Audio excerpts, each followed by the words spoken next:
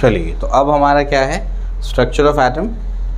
Structure of atom जो है ये हम लोगों ने कहाँ तक का किया है, एटॉमिक स्ट्रक्चर। कल मैं आपको हाइड्रोजन स्पेक्ट्रम बता चुका हूँ ना, तो आज हम लोग क्या करेंगे, उसके आगे जाएंगे। ये टॉपिक जो है पहले सीईटी में नहीं हुआ करता था, अब ये भी इंक्लूड किया है उसको, ठीक है ना। तो पहले सीईटी में नहीं था, तो उसके से हम लोग को सिनॉप्सिस देखनी है, और जो आपके पीडीएफ है उसमें कुछ क्वेश्चंस दिए हैं वो आप लोग जो है ट्राई कर लेना, ठीक है। क्लियर हो गया। टोटल कुछ 10-15 सवाल है, उसको ट्राई करना, नहीं आएगा तो मुझसे पूछना, ठीक है। सिनॉप्सिस मैं आपको पूरा दे देता हूँ। तो अब जो है देखो, wave number of series of hydrogen spectrum, ठीक है ना। वेव नंबर क्या चीज़ है, ठीक है। अगर वेव नंबर निकालना है किसी पर्टिकुलर सीरीज़ का, कल सीरीज़ बताया था मैंने, Lyman, Balmer, Paschen, Brackett, Pfund, ठीक है ना। तो अगर उसका अपने को क्या निकालना है, वेव नंबर निकालना है, तो it is r into 1/² minus 1/n1 का स्क्वायर माइनस 1/n2 का square. n1 is a lower energy level, n2 is higher energy level. r क्या है, रीडबर्ग्स कांस्टेंट है। r क्या है, रीडबर्ग्स कांस्टेंट, ठीक है ना। क्लियर हो गया। ये पर सेंटीमीटर में दिया हुआ है, ध्यान रखना। तो r इज़ इक्वल्स टू 109677 पर सेंटीमीटर, ठीक है। चलो, n1 क्या है, लोअर एनर्जी लेवल, ये क्या है, हायर एनर्जी लेवल, ठीक है, ध्यान रखना। सीरीज आपको बता चुका हूँ मैं, डिफरेंस आपको कल ये बता चुका हूँ कि फोटोन की एनर्जी क्या होती है। आज अपने को देखना है energy of electron in the nth orbit of hydrogen atom. क्या देखना है, energy of electron in nth orbit of hydrogen atom, ठीक है। तो हाइड्रोजन एटम के nth ऑर्बिट में इलेक्ट्रॉन की एनर्जी कितनी होती है -2.18 × 10⁻18 Z²/n² जूल, ठीक है ना। तो मतलब क्या, ये मेरा न्यूक्लियस है, ये अलग अलग एनर्जी लेवल है, फर्स्ट, सेकंड, थर्ड, फोर्थ। मुझे निकालना है 10th एनर्जी लेवल में इलेक्ट्रॉन की एनर्जी क्या है। तो उसके लिए मेरे पास फॉर्मूला है, क्या है, इलेक्ट्रॉन की एनर्जी इन तो -2.18 × 10⁻18 Z²/n² जूल में है, ये ध्यान रखना। इसमें ये जूल में, कुछ इलेक्ट्रॉन वोल्ट में भी होता है, which is -13.6 × Z²/n² electron volt. समझ आ रहा है क्या बोल रहा हूँ मैं। तो ये जूल में दिया है, तो ये है, ये ऐसा क्यों लिखा है, क्योंकि आपकी टेक्स्ट बुक में जूल में दिया हुआ है। अगर क्वेश्चन में इलेक्ट्रॉन वोल्ट में दी हुई एनर्जी, तो nth ऑर्बिट की energy is -13.6 × Z²/n² electron volt. दोनों सेम फॉर्मूले है, बस यूनिट का डिफरेंस है। बात समझ आ रही। पहले में एनर्जी जूल में है, दूसरे में एनर्जी इलेक्ट्रॉन वोल्ट में है, ठीक है। चलो, Z is the atomic number, radius of Bohr nth orbit. अब रेडियस ऑफ nth ऑर्बिट निकालना है, तो उसके लिए फॉर्मूला क्या है, radius of nth orbit is 0.53 n²/z angstrom unit. Shortcut formula दे रहा हूँ, ये याद कर लो। क्या फॉर्मूला है, 0.53 n²/z एंगस्ट्रॉम यूनिट, ये याद कर लो, ठीक है। क्लियर हो गया। चलो भाई, यहाँ पिकोमीटर में दिया है, भगाओ उसको। डी ब्रॉगली इक्वेशन क्या कहता है, डी ब्रॉगली इक्वेशन कहता है, सबसे पहले डी ब्रॉगली का हाइपोथेसिस क्या कहता है। डी ब्रॉगली का हाइपोथेसिस, ध्यान से सुनो मेरी बात। यूनिवर्स दो चीज़ों से बना हुआ है। हमारे यूनिवर्स में सिर्फ दो चीज़ें हैं, तीसरी चीज़ स्पेस बोलते हैं। स्पेस तो मतलब खाली जगह है। चीज़ें आपको दो मिलेंगी, एक मिलेगा मैटर, एक मिलेगा एनर्जी। पूरे यूनिवर्स को अगर बांट दिया जाए तो पूरे ब्रह्मांड में सिर्फ दो चीज़ें हैं, क्या, मैटर और एनर्जी, ठीक है ना। मतलब हम मैटर हैं, बाकी एनर्जी, और कुछ है ही नहीं। तीसरी चीज़ बोला जाता है स्पेस। अब स्पेस तो मतलब खाली जगह होती है ना। अब क्या, एनर्जी जो है, लाइट क्या है, एनर्जी है। लाइट क्या है, एनर्जी। तो न्यूटन और हाइजेन और आइंस्टाइन इन सब के झगड़े चल रहे थे कि लाइट के दोनों नेचर है, पार्टिकल नेचर भी है, वेव नेचर भी है। तो या लाइट क्या है, एनर्जी। तो उन लोगों ने कहा कि एनर्जी के दो नेचर होते हैं, कौन कौन सा, पार्टिकल नेचर और वेव नेचर। तो ये भाई साहब डी ब्रॉगली के कहीं के प्रिंस थे, समझे, कहीं के शहजादे थे, ठीक है। तो ये जो है भाई साहब ने पूछा, वो मतलब सोचा कि अच्छा ऐसा होता है कि अगर यूनिवर्स दो चीज़ों से बना हुआ है, कि ये आपकी एनर्जी और मैटर, और एनर्जी अगर दो तरीके से बिहेव कर सकता है, पार्टिकल और वेव, तो उसने कहा नेचर लव सिमेट्री। उसने कहा कि अगर एनर्जी दो तरीके से बिहेव कर सकता है, तो मैटर को भी दो तरीके से बिहेव करना चाहिए, पार्टिकल और वेव। मतलब क्या, लाइट एनर्जी है, तो लाइट कभी कैसा बिहेव करती है, पार्टिकल के जैसे, फोटोन के जैसे, और कभी कैसा बिहेव करती है, वेव के जैसे, है ना। दोनों नेचर है, डुअल नेचर है लाइट का। तो उसने कहा कि जो मैटर है, जैसे इलेक्ट्रॉन है, प्रोटॉन है, उनका भी डुअल नेचर होगा। डुअल नेचर मतलब क्या, वो कभी इलेक्ट्रॉन क्या करेगा, इलेक्ट्रॉन कभी वेव के जैसा बिहेव करेगा, और कभी इलेक्ट्रॉन क्या करेगा, पार्टिकल के जैसा बिहेव करेगा। बात समझ आ रही क्या बोल रहा हूँ मैं, ठीक है ना। तो ऐसे उन लोग ने ये लॉजिक से उन्होंने बताया कि जो इलेक्ट्रॉन है, इलेक्ट्रॉन या हम सबका क्या होगा, हमारा पार्टिकल नेचर तो है, साथ साथ में हमारा वेव नेचर भी है, ठीक है ना। तो उन्होंने क्या किया, वो जो वेव उन्होंने बताई, उस वेव का नाम उन्होंने रखा मैटर वेव। कौन सी वेव, मैटर वेव। जो मैटर से वेव बनेगी इसको क्या बोलेंगे, मैटर वेव बोलेंगे। क्या बोलेंगे इसको, मैटर वेव। और उस मैटर वेव का उन्हें वेवलेंथ दिया lambda is equal to h/p, यानी lambda is equal to h/mv। यहाँ से देख के समझ आ रहा है, जिसका मास जितना ज़्यादा होगा उसकी वेवलेंथ उतनी कम होगी। हमारा मास बहुत ज़्यादा है, इस वजह से हमारी वेवलेंथ क्या होगी, बहुत कम। इलेक्ट्रॉन का मास बहुत कम होता है तो उसकी वेवलेंथ काफ़ी ज़्यादा होती है, ठीक है। चलो ये हो गया। इसके बाद जो है हाइजेनबर्ग अनसर्टेनिटी प्रिंसिपल क्या कहता है, आइए इसके ऊपर चर्चा करते हैं। हाइजेनबर्ग का अनसर्टेनिटी प्रिंसिपल आपसे कहता है, ये समझ आ गया ना, ठीक है, लिख लो उसको जल्दी से, दोनों एक्स्ट्रा चीज़ें बताइए वो भी कॉपी हो जाएंगी। चलो तो ये हो गया। अब जो है हाइजेनबर्ग अनसर्टेनिटी प्रिंसिपल, ये अपने को पढ़ना है, आइए इसके बारे में पढ़ते हैं। तो हाइजेनबर्ग का अनसर्टेनिटी प्रिंसिपल क्या कहता है, हाइजेनबर्ग का अनसर्टेनिटी प्रिंसिपल कहता है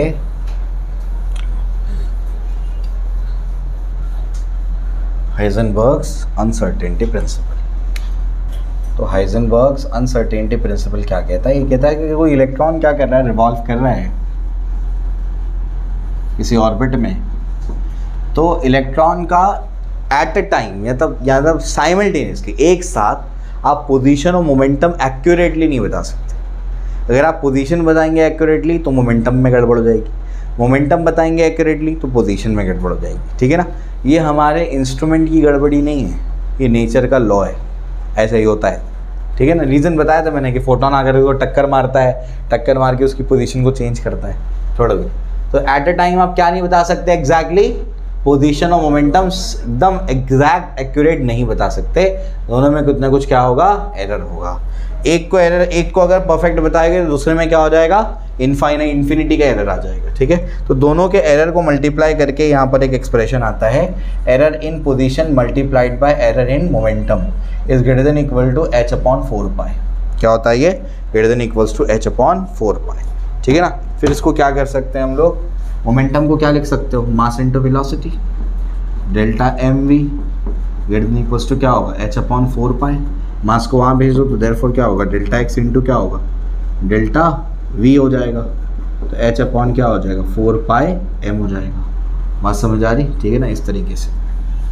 तो ये हमारा इस तरीके से दोनों की जो एरर है, डेल्टा मतलब दोनों का क्या है, वो एरर, तो दोनों के एरर को मल्टीप्लाई करके इससे ज़्यादा या इसके इक्वल आएगा, इससे कम एरर नहीं आएगा, दोनों के एरर का मल्टीप्लिकेशन ये बता रहा है, h/4π से कम नहीं आएगा, ठीक है। इसके बाद अभी एटॉमिक ऑर्बिटल्स और क्वांटम नंबर्स के बारे में देखना है, तो आइए उसको देखते हैं। ये बहुत इंपॉर्टेंट है, इसके ऊपर सवाल आ सकता है पेपर में, ठीक है, अच्छे से करके जाना है उसको, ठीक है। चलो भाई आ जाओ, तो क्वांटम नंबर्स और एटॉमिक ऑर्बिटल्स के बारे में देखते हैं, ठीक है। तो अगर किसी इलेक्ट्रॉन का जो एटम के अंदर घूम रहा है, उस इलेक्ट्रॉन का एग्जैक्ट पोजीशन और मोमेंटम बताना है, तो एट अ टाइम नहीं बता सकते। एग्जैक्ट पोजीशन बताओगे तो मोमेंटम में बहुत एरर आ जाएगा, एग्जैक्ट मोमेंटम बताओगे तो पोजीशन में बहुत एरर आ जाएगा, ठीक है ना। दोनों एक साथ साइमल्टेनियसली एक्यूरेट नहीं बता सकते आप, ठीक है ना। इसी वजह से ऑर्बिट तो हो ही नहीं सकता, क्योंकि जब उसकी आप एग्जैक्ट पोजीशन बता ही नहीं सकते हैं तो ऑर्बिट कैसे होगा फिर। ऑर्बिट तो एक डेफिनेट पाथ है ना जिसमें वो चलता है, तो आप जब उसकी पोजीशन बता ही नहीं पा रहे हो तो ऑर्बिट का कॉन्सेप्ट ही नहीं है, समझे। लेकिन इसको फिर आगे फर्दर उन लोग लेके जाते हैं कि इलेक्ट्रॉन ऑर्बिट के सब ऑर्बिट के ऑर्बिटल में रहता है जाके, समझे। आगे फर्दर उसको और क्या करते हैं, उसको हम लोग एक्सप्लेन करते हैं, ठीक है। बीच में बहुत सारा पार्ट इसमें से गायब है, हिस्टोरिकल पार्ट, अभी छोड़ दो उसको। Atomic orbitals and quantum numbers, अब समझना पड़ेगा कि एटॉमिक ऑर्बिटल क्या होता है, एटॉमिक ऑर्बिटल क्या है और क्वांटम नंबर्स क्या है। एटॉमिक ऑर्बिटल क्या है, एटॉमिक ऑर्बिट और ऑर्बिटल में क्या डिफरेंस है?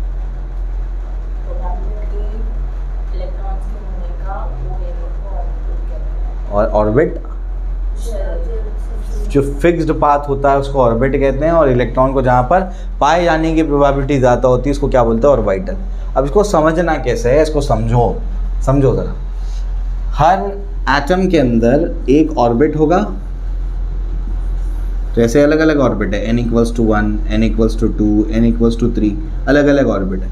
हर ऑर्बिट के अंदर क्या होगा? सब ऑर्बिट होगा, यानी सब शेल होगा। शेल के अंदर क्या होगा? सब शेल, और सब शेल के अंदर क्या होगा? ऑर्बिटल। बात समझ आ रही क्या बोल रहा हूँ मैं? तो पहले क्या होगा? ऑर्बिट।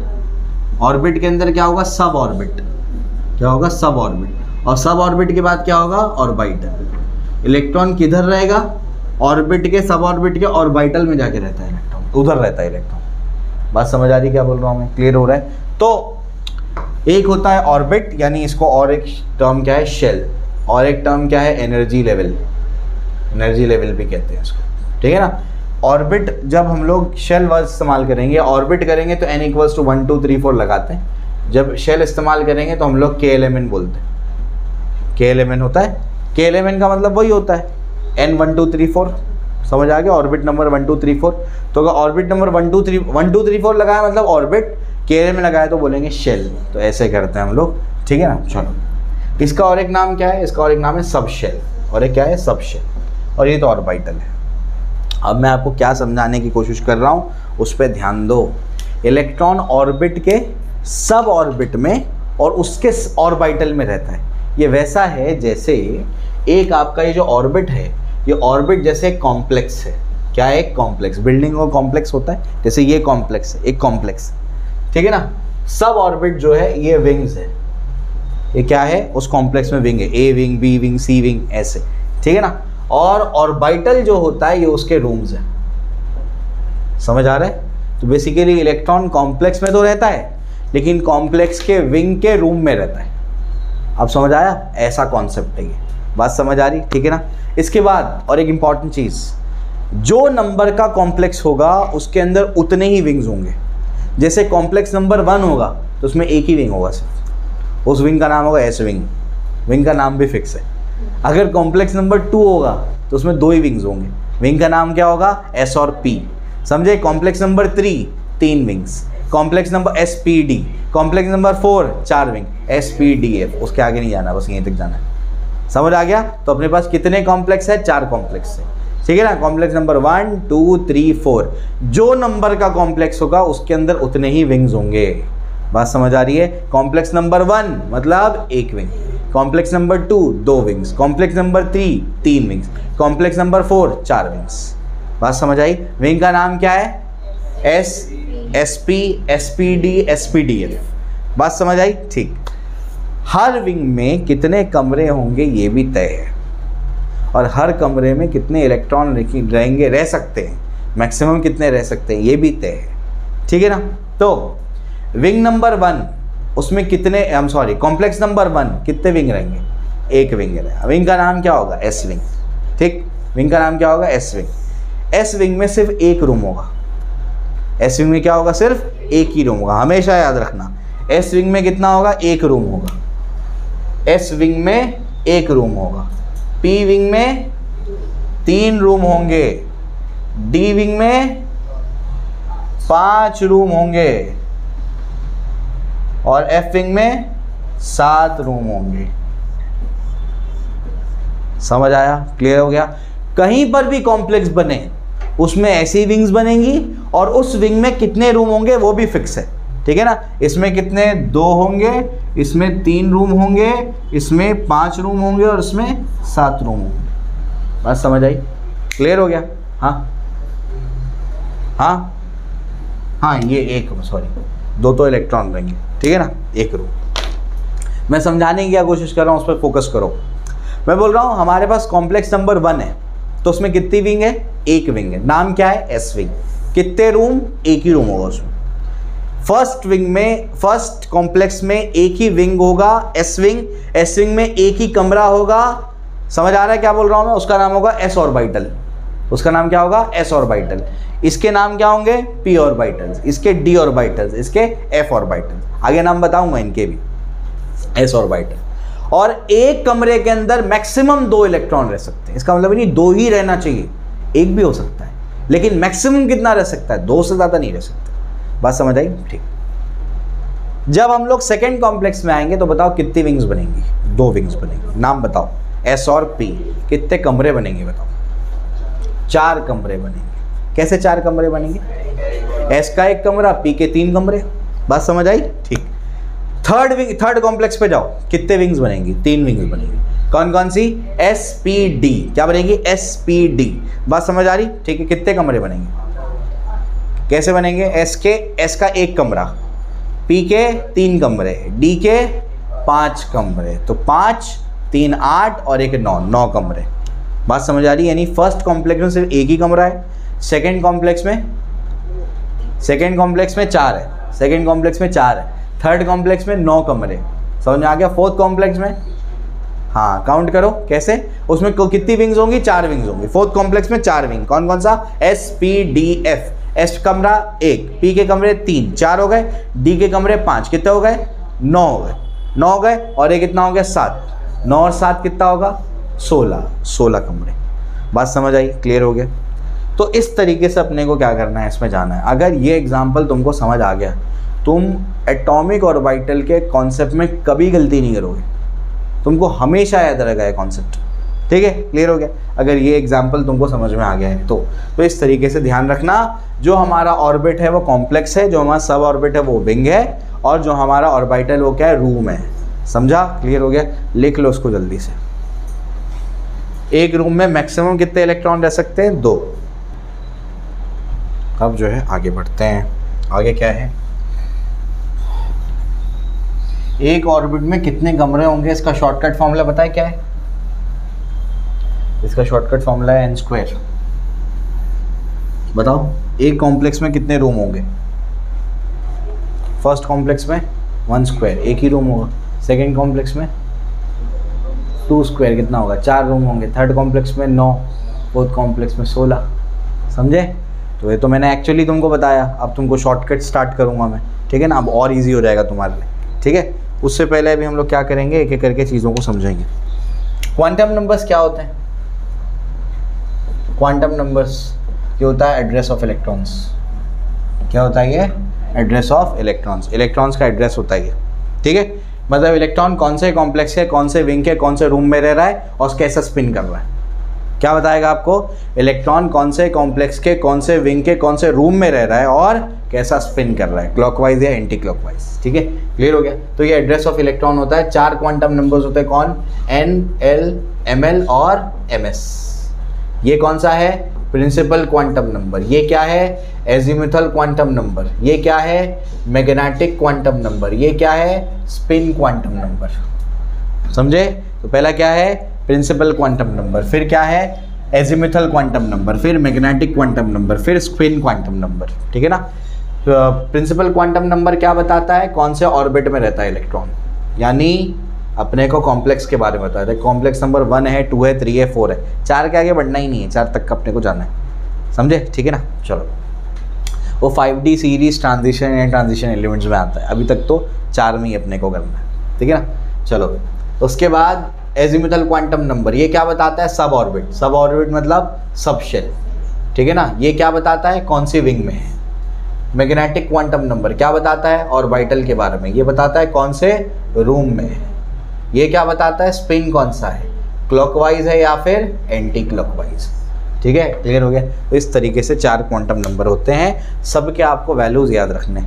कैसे याद रखने, n मतलब बताता है कौन से ऑर्बिट में। अगर मैं बोलता हूँ n का वैल्यू 2 है, मतलब कौन से ऑर्बिट में, सेकेंड ऑर्बिट में। n का वैल्यू 4 है, मतलब फोर्थ ऑर्बिट में, ठीक है, क्लियर हो गया। इसके बाद आगे बढ़ते हैं। आगे क्या है आपका, l जो होता है उसका वैल्यू कहाँ से कहाँ तक होता है, 0 से n-1। ध्यान रखना, l का वैल्यू कहाँ से कहाँ तक होता है, 0 से n-1, ये l का वैल्यू होता है, ठीक है। ml का वैल्यू कहाँ से कहाँ तक लाई करता है, -L to +L इंक्लूडिंग 0, हाँ ध्यान रखना, -L से +L इंक्लूडिंग 0 को इंक्लूड करते हुए, ठीक है ना। n का वैल्यू तो आपको बता देंगे। तो ये याद रखना है कि n का वैल्यू जो भी होगा उस हिसाब से आपका l का वैल्यू कितने होंगे 0 से n-1 और आपका ml का वैल्यू कितना होगा -l से +l। प्लस आप माइनस आप तो स्पिन बताता है। ठीक है, क्लियर हो गया। इसको कॉपी कर लो जल्दी से।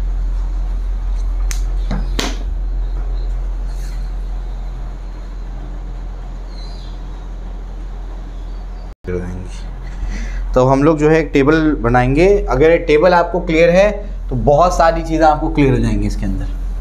ठीक है, चलिए आइए देखिए।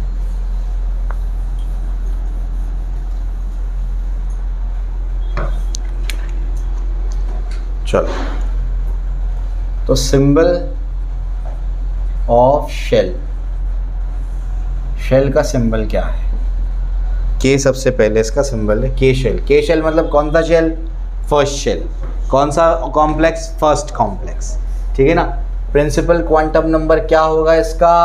अरे n=1 होगा। ऑर्बिट का नंबर क्या होगा? n=1 होगा। इसके बाद जो है आपको अभी लिखना है नंबर ऑफ सब शेल्स। क्या लिखना है? नंबर ऑफ सब शेल्स। मतलब क्या? बोलो, मतलब क्या? फर्स्ट कॉम्प्लेक्स में कितनी विंग आएगी? कितनी विंग आएगी? एक ही विंग आएगी। तो ये कितने सब शेल होंगे? एक होगा। बात समझ आई? ठीक। इसके बाद आगे, आगे क्या है अब बताओ। अब यहाँ पर L का लिखना है अपने को वैल्यू। L के वैल्यू क्या है? यहाँ पर अपने को सिंबल ऑफ सब शेल लिखना है। ये इंपॉर्टेंट है। Symbol of sub shell, sub shell यानी सब ऑर्बिट का सिंबल लिखना है। ठीक है, ये भी सीखो अभी। उसके बाद क्या करना है? इसके बाद जो है आगे बढ़ते हैं। आगे क्या है? अब आपको लिखना है total number of orbitals in sub shell. Total number of orbitals in sub shell. Sub shell, उसका फॉर्मूला है 2l+1। फॉर्मूला क्या है? 2l+1। और यहाँ पर अपने को ml लिखना है। ml मतलब मैग्नेटिक क्वांटम नंबर लिखना है। ठीक है, चलो n का वैल्यू 1। सबसे पहले कौन सा शेल? के शेल। के शेल मतलब फर्स्ट ऑर्बिट। फर्स्ट ऑर्बिट मतलब प्रिंसिपल क्वांटम नंबर का वैल्यू 1। इसके अंदर कितने विंग होंगे? एक ही विंग होगा। L कहाँ से कहाँ तक लाई करता है बताओ? क्या बोला था मैंने? L कहाँ से कहाँ तक लाई करता है? 0 to n-1। ये फॉर्मूला लिख रहा हूँ उसका मैं। 0 से n-1। बोलो, 0 से n-1। 0 पहले आएगा 0, 0 टू क्या होगा? n-1 मतलब 1-1 कितना आएगा? 0। तो 0 to 0 मतलब 0। 0 to 0 मतलब क्या होगा? 0। तो यहाँ पर L का वैल्यू कितना आया? 0 आया। L का वैल्यू कितना आया? 0। क्योंकि 0 to 1-1 कितना होता है? 0। तो 0 to 0 मतलब 0। तो L का वैल्यू कितना आ जाएगा? 0। ठीक है ना। अब L का वैल्यू 0 का मतलब क्या है? ये भी आपको ध्यान रखना है।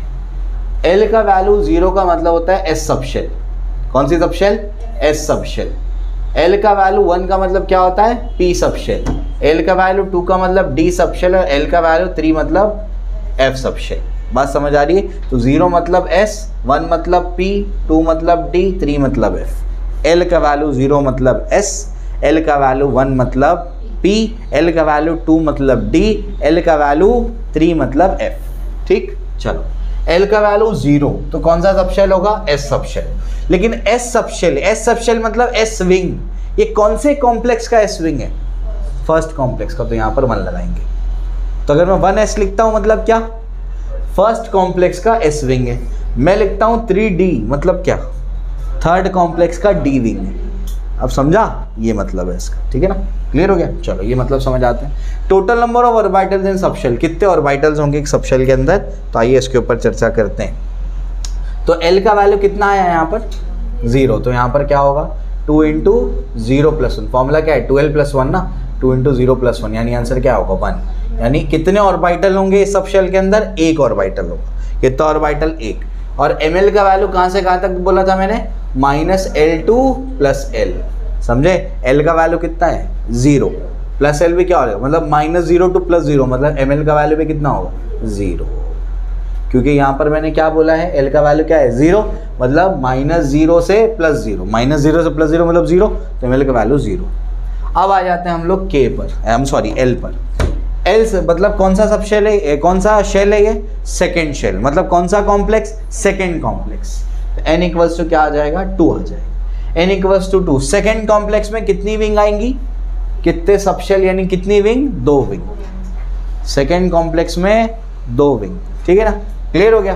एल का वैल्यू कहाँ से कहाँ लाई करता है बताओ, 0 से n-1, यानी क्या होगा बताओ, 0 to 2-1, 2-1 मतलब क्या, 1, यानी एल का वैल्यू आएगा 0 और फिर एल का वैल्यू क्या आ जाएगा, 1। समझा, क्लियर हो गया। वापस से एक बार, कहाँ से कहाँ तक लाई कर रहा है, 0 to n-1, n का वैल्यू कितना है 2, 2-1, 2-1 कितना होगा 1, तो 0 to 1, तो l के वैल्यू कितना आया, एक 0 आया, एक क्या आया 1। इससे पहले क्या आ रहा था 0 to 0, तो 0 to 0 का मतलब 0 ही होता है ना। अब क्या आ रहा है 0 to 1, कितना आ रहा है 0 to 1, तो l का वैल्यू एक क्या है 0 और दूसरे l का वैल्यू क्या है 1। अब अगर आता 0 to 2 तो क्या आता, l का वैल्यू 0, l का वैल्यू 1 और l का वैल्यू 2। अगर आता 0 to 5 तो l का वैल्यू 0, l का वैल्यू 1, l का वैल्यू 2, l का वैल्यू 3, 4, 5 ऐसे आता, ठीक है ना। तो यहाँ पर 0 to n-1 में तो हमारा क्या आया, 0 to 2-1 मतलब 0 और आया 1 आया, तो ये हो जाएगा l इक्वल्स टू 0 और साथ साथ में और क्या आएगा, l इक्वल्स टू 1, दो चीज़ें आएंगी इसके अंदर, ठीक है, क्लियर हो गया। चलो अब यहाँ से बाइफर्केशन होगा। अब बताओ l इक्वल्स टू 0 मतलब कौन सा सबशेल, s सबशेल, कौन से ऑर्बिट का s सबशेल है, हाँ तो हो जाएगा 2s। l इक्वल्स टू 1 मतलब कौन सा subshell, p। l equals to 1 मतलब कौन सा, देखो लिखा है मैंने p, लेकिन कौन सा ऑर्बिट का 2, तो 2p। समझा, क्लियर हो गया। इसके बाद कितने ऑर्बिटल होंगे बताओ, 2 इंटू क्या होगा, l का वैल्यू यहाँ पर कितना है 0, 0 + 1 तो इसमें क्या होगा 1, 2 इंटू क्या होगा बताओ, l का वैल्यू कितना है 1, l का वैल्यू कितना है 1, तो 2l + 1 है ना शॉर्टकट, 2l + 1 तो कितना होगा 3, तो वही ना, s वाले विंग में एक ही कमरा होगा, p वाले विंग में 3 कमरे होंगे, हर जगह पे ऐसे ही होगा। समझे क्या बोल रहा हूँ मैं, कोई भी कॉम्प्लेक्स के s विंग में एक ही कमरा होगा, p विंग में 3 ही कमरे होंगे।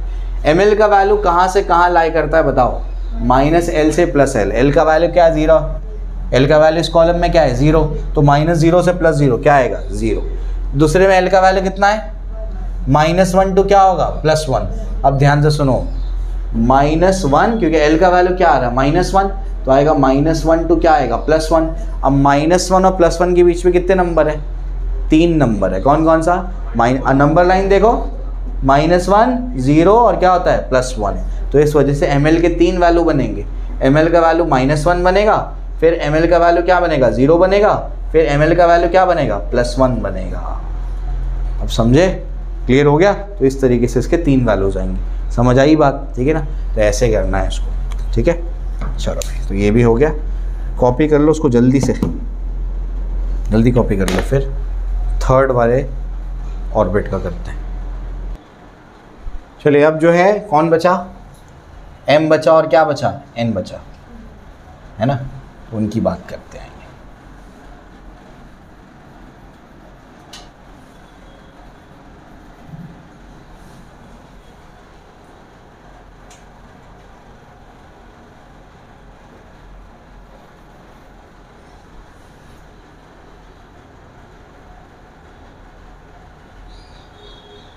चलो बोलो, अब क्या है अपने पास, नेक्स्ट शेल कौन सा होगा, KLM, तो n का वैल्यू कितना होगा 3, कितने सब शेल होंगे 3, 0 से n-1 मतलब क्या होगा, 0 से 3-1 मतलब 2, तो l के वैल्यू कितना आएगा 0 आएगा, फिर l का वैल्यू कितना आएगा 1 आएगा, फिर l का वैल्यू कितना आएगा 2 आएगा, 0 से 2, 0 1 2, ठीक है। चलो भाई, सिंबल ऑफ सब शेल बोलो, 3 l का वैल्यू 0 मतलब s, 3 l का वैल्यू 1 मतलब p, 3 l का वैल्यू क्या होगा 2 मतलब d, l का वैल्यू 2 मतलब d, ठीक। उसके बाद कितने ऑर्बिटल होंगे बोलो, वैल्यू पुट करो, इसमें तो एक ही ऑर्बिटल होगा ना, s है ना ये, तो उसमें कैलकुलेट भी क्या करना है तुमको, s है तो कितना होगा 1, इसमें क्या होगा 3, इसमें क्या होगा 5, कैलकुलेट करके देख लो। l का वैल्यू 0 पुट करो, तो 2 × 0 + 1 कितना आएगा 1, फिर 2 × 1 + 1 कितना होगा 3, फिर 5, ठीक, क्लियर है। कितने होंगे ml का वैल्यू, ml का वैल्यू कहाँ से कहाँ लाई करता है, -l से +l, -l से +l, यानी पहला क्या है l का वैल्यू बताओ, l का वैल्यू पहला क्या है 0, तो क्या होगा -0 से +0 मतलब ml का वैल्यू यहाँ पर क्या है 0। उसके बाद बताओ इधर पे बताओ l का वैल्यू क्या है 1, l का वैल्यू 1 मतलब -1 से +1 है ना, हर एक के लिए अलग लिखना है ml, है ना। -1 से इसके लिए क्या आएगा बताओ अभी, इसके लिए आएगा आपका -1 से +1, तो ml का वैल्यू क्या होगा, एक होगा -1, ml का वैल्यू दूसरा क्या होगा 0, ml का वैल्यू तीसरा क्या होगा +1, समझे, हो गया ये। इसके बाद L = 2 मतलब क्या होगा, -2 से +2, -2 से +2 मतलब -2 -1 0 +1 +2, नंबर लाइन से जाओ तो ml का वैल्यू कितना होगा -2, ml का वैल्यू कितना होगा -1, ml का वैल्यू कितना होगा 0, ml का वैल्यू क्या होगा +1, ml का वैल्यू कितना होगा +2, डन। ठीक है, अब लास्ट करते हैं KLMN, n का क्या होगा, यहाँ पर कैपिटल N, यहाँ पर क्या होगा n = 4, यहाँ पर क्या होगा 4, फोर्थ कॉम्प्लेक्स में 4 विंग्स, यहाँ पर क्या होगा L का वैल्यू 0 से n-1 मतलब 0 1 2 3, इसके बाद यहाँ पर क्या होगा 4s 4p 4d 4 5 4f, इसके बाद क्या होगा बोलो आगे कितना होगा 1 3 5 7, इसके बाद क्या होगा बताओ, ml का वैल्यू 0, ml का वैल्यू ये, ml का वैल्यू ये, लास्ट में क्या आएगा L का वैल्यू कितना है 3 आएगा, लास्ट में यहाँ पर क्या होगा L का वैल्यू 3, L का वैल्यू 3 मतलब -3 से +3, -3 से +3 मतलब ml का वैल्यू -3 -2 -1 0 +1 +2 +3, डन। ठीक, क्लियर हो गया, ये आपको आ गया होगा। अब इसके बाद क्या है, इसके बाद हम लोग को देखना है ऑफ-बाउ प्रिंसिपल। ऑफ-बाउ प्रिंसिपल क्या बोलता है कि इलेक्ट्रॉन को फिलिंग कैसी होगी इलेक्ट्रॉन की, ठीक है ना। तो इलेक्ट्रॉन की फिलिंग जो है, तो आप क्या समझते हो इलेक्ट्रॉन को कैसे फिल करेंगे, इलेक्ट्रॉन का घर बसा रहे हम लोग, क्या कर रहे हैं इलेक्ट्रॉन का घर बसा रहे, ठीक है ना। तो इलेक्ट्रॉन को क्या करना पड़ेगा, इलेक्ट्रॉन को एक एक करके उसके कमरे में डालना पड़ेगा, ठीक है ना। तो इलेक्ट्रॉन का घर कैसे बसेगा आप समझो, तो इलेक्ट्रॉन का घर बसाने के लिए हमारे पास क्या है ऑफ-बाउ प्रिंसिपल, क्या है ऑफ-बाउ प्रिंसिपल। ऑफ-बाउ प्रिंसिपल जो है वो n+l रूल कहता है, क्या कहता है n+l रूल, ठीक है ना।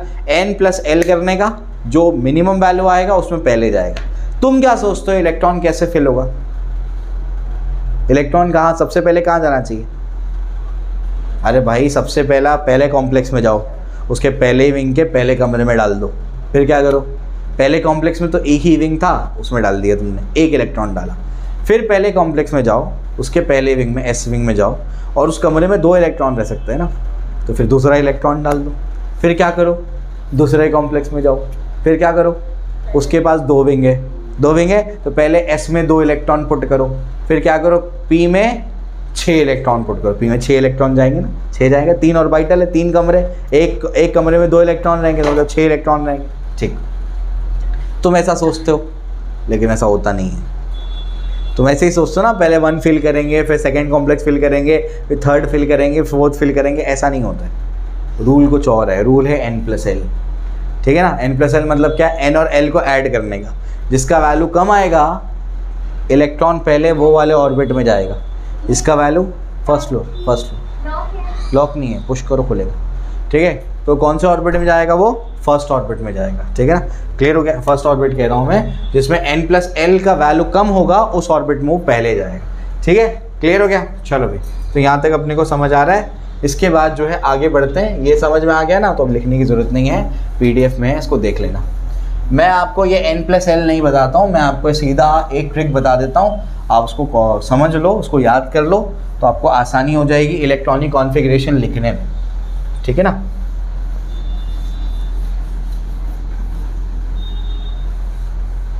तो इलेक्ट्रॉन की फिलिंग, नीट में पिछले 2-3 सालों में ये क्वेश्चन 2 से 3 मरतबा आ गया कि इलेक्ट्रॉन की फिलिंग कैसे होगी, ठीक, समझो ज़रा। तो उसको याद रखने की ट्रिक क्या है, वही ऑफ-बाउ प्रिंसिपल ही है ये।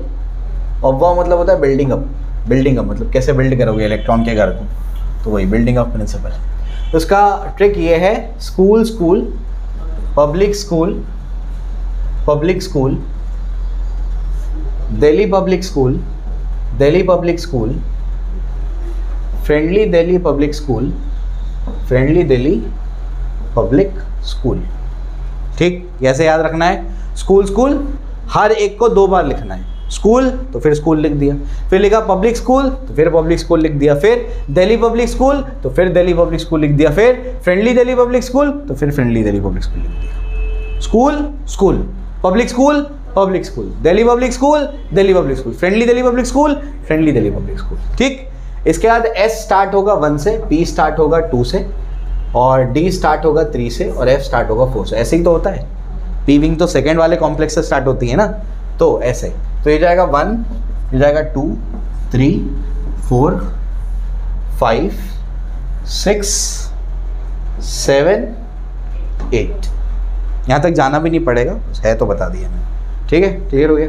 चलो इसके बाद बताओ आगे, आगे क्या है, P कहाँ से स्टार्ट होगा, 2 से, तो 2, 3, 4, 5,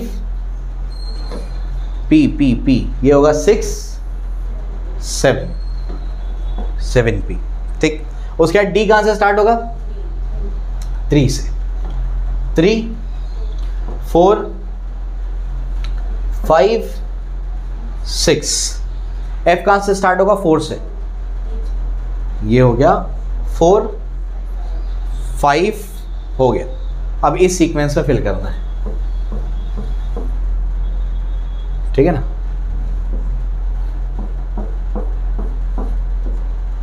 अब वो n+l रूल गया तेल लेने, ठीक है, तो इसको यूज करो और फिल कर दो, ठीक है। मतलब क्या करना पड़ेगा, पहले फर्स्ट कॉम्प्लेक्स का s विंग फिल करो, फिर कहाँ जाना पड़ेगा, फर्स्ट ये तो फिल हो जाएगा, 2 इलेक्ट्रॉन चले जाएंगे, फिर सेकेंड कॉम्प्लेक्स का s विंग फिल करो, फिर क्या करो, सेकेंड कॉम्प्लेक्स का p विंग। अब तक तो सब रूल के हिसाब से चल रहा है, बराबर लाइन बाय लाइन सब चल रहा है ना। सेकेंड कॉम्प्लेक्स का p फिल करो, फिर क्या करो, था अभी ना s भी हो गया, सेकेंड कॉम्प्लेक्स का p भी हो गया, थर्ड कॉम्प्लेक्स का s फिल करो, फिर क्या करो, थर्ड कॉम्प्लेक्स का p फिल करो। अरे थर्ड कॉम्प्लेक्स में d भी तो है, थर्ड कॉम्प्लेक्स में तो 3 विंग है ना, s p d, तो थर्ड कॉम्प्लेक्स का s फिल कर दिया, थर्ड कॉम्प्लेक्स का p फिल कर दिया, फिर थर्ड कॉम्प्लेक्स का d फिल नहीं करोगे, यहाँ पर थर्ड कॉम्प्लेक्स को छोड़ के फोर्थ कॉम्प्लेक्स के s विंग पे जाओगे, पहले उसको फिल करोगे, समझ आ गया। तो थर्ड को छोड़ के कहाँ जाना है, फोर्थ पे, पहले फोर्थ की फिलिंग करनी है, क्योंकि n+l के हिसाब से इसका वैल्यू कम आता है, तो पहले फोर्थ की फिलिंग करनी है, फिर थर्ड पे आना है, समझे।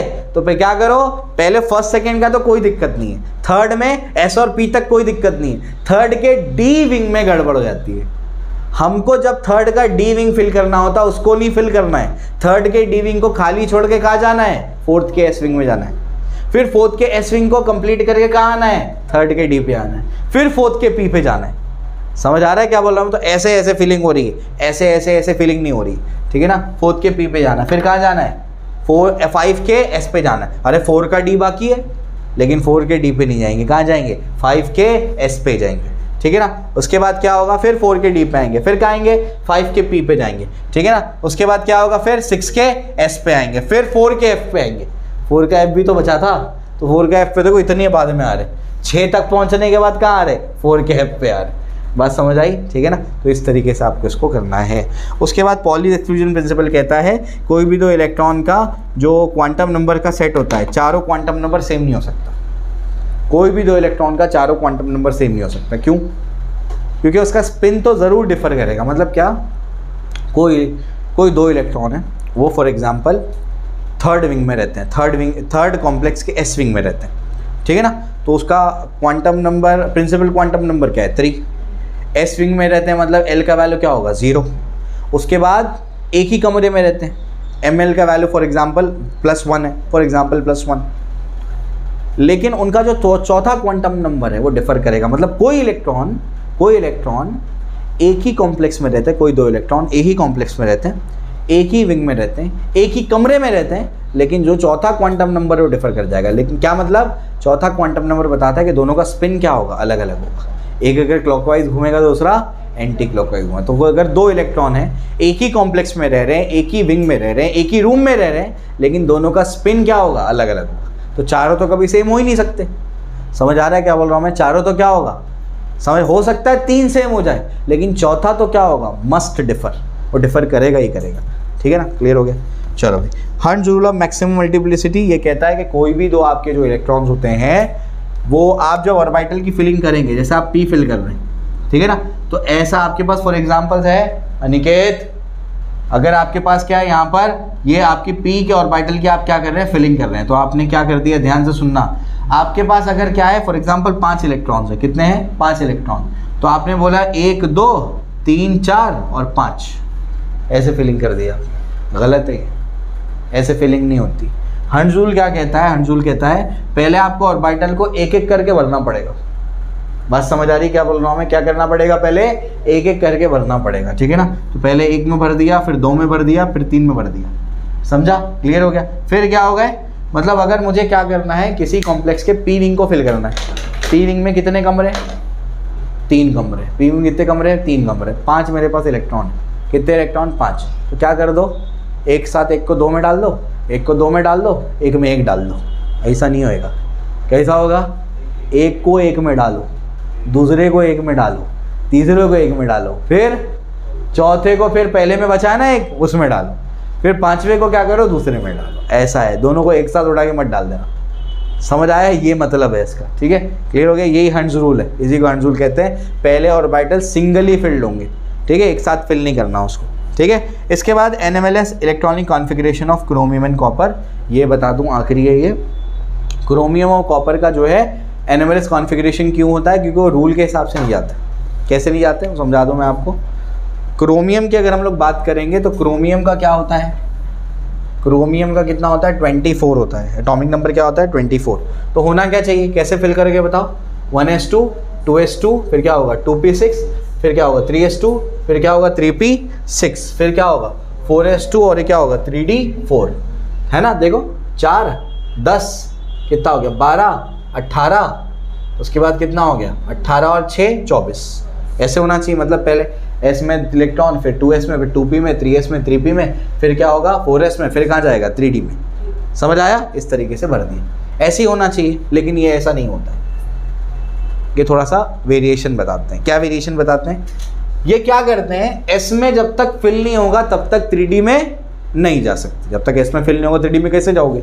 लेकिन ये ऐसा नहीं करते हैं। ये क्या करते हैं, जब इसमें आप फिल करते हैं तो ये अपने S ऑर्बिटल में से एक इलेक्ट्रॉन को यहाँ से खाली करता है और एक इलेक्ट्रॉन का यहाँ भेज देता है इसको।